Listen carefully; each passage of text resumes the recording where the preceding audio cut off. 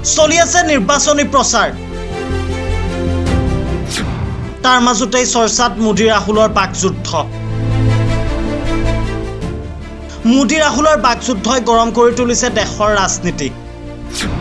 লাখপতি বাইদেউৰ পাছত এইবাৰ প্ৰসংগ কোটিপতি বাইদেউ 5 জুনৰ পৰা লাখ লাখ মহিলাৰ একাউণ্টত সোমাব 8,500 টকা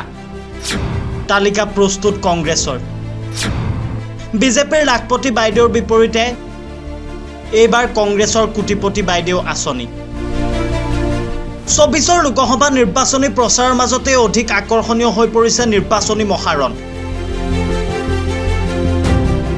প্ৰধানমন্ত্ৰী নৰেন্দ্ৰ মোদী তথা কংগ্ৰেছী যুৱৰাজ ৰাহুল গান্ধীৰ মাজৰ বাকযুদ্ধই আৰু অধিক আকৰ্ষণীয় কৰি তুলিছে 24ৰ লোকসভা নিৰ্বাচন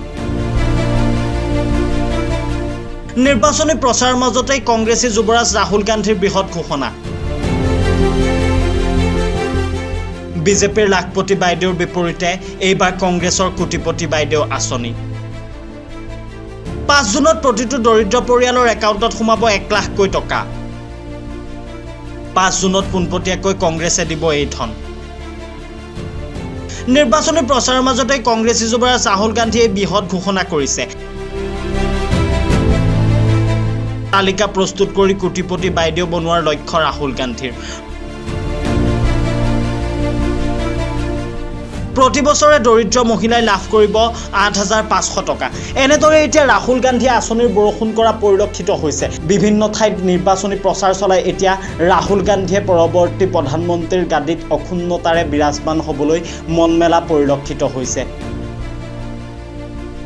এতিয়া প্ৰশ্ন উত্থাপন হয় কোন হ'ব 2024ৰ লোকসভা নিৰ্বাচনৰ শেষ বিজয়ী কোনে অধিগ্ৰহণ কৰিব প্ৰধানমন্ত্ৰীৰ গাদী সেয়া সময়ত লক্ষণীয় হৈ পৰিব